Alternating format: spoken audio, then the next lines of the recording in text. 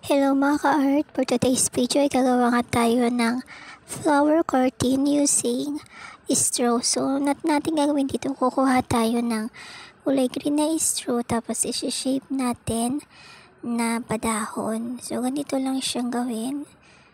Ayan, madali lang naman tong sundan. Ganito lang siya. Huwag natin masyadong isasagad para hindi siya mapuputol.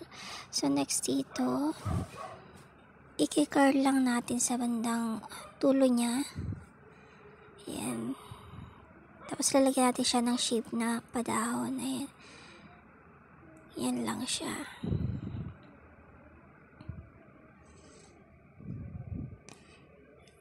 Ayan. So, lahat to ay gagawin natin. Ayan, dadamihan natin yung paggawa nito.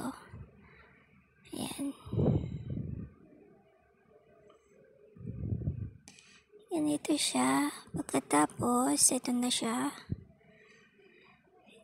Ayan. So, magsasample ako dito ng 3 piraso. So, itong isa is pagdudugtungin natin mamaya. And then, next na gagawin natin dito, kuha tayo ng kulay pink na straw. Ito yung ating gagawing bulaklak. E, ganito yung pagkagawa ng bulaklak. Ipaparound lang natin siya. Magiging flat na flower siya. So, ayan. Ganito lang siya kadali. Paikot lang natin.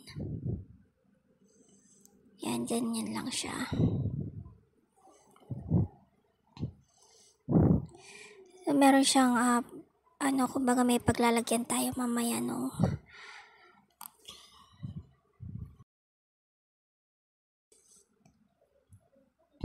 So, ditikatan natin to gamit ang stick glue.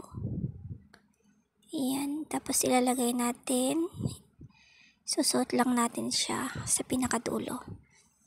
Ayan, ganito na siya. Yung isa nga ay idudugtong natin dito.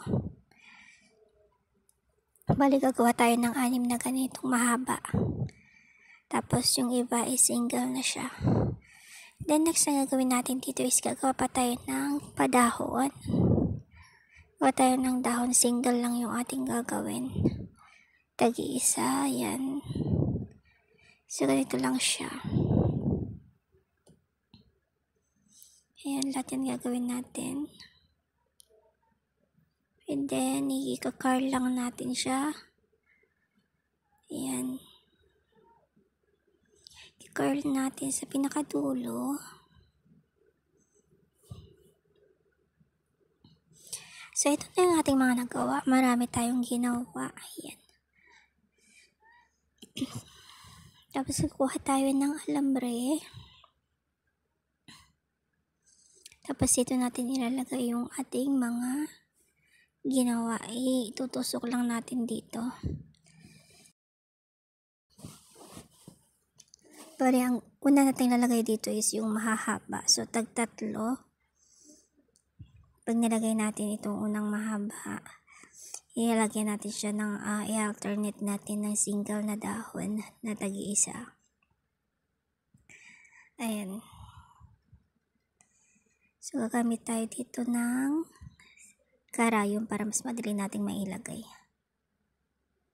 Ayan siya. So, ganito lang siya. Lagay lang natin lahat. So, pag nakatatlo ng mahaba yung nilagay natin, tsaka natin nilagay yung single. Tapos, i-alternate nga natin yung mga single na dahon na ating ginupit na tagdadalawa yung ating ilalagay.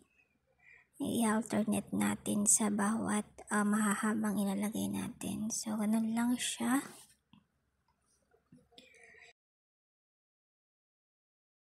Ito na siya. Ito na yung ating flowers curtains. Ayan. Ito na yung ating flower curtains. So, nilagay ko siya sa aming pintuan ng aming room. Ayan. So, napaka-cute niya nito. Mas makulay siya sa personal. Hindi lang siya kasi masyadong makita yung kulay niya dito sa camera. Pero napaka-cute niya nito. Kaya, try nyo natin gumawa. So, yun lang guys. Thank you for watching.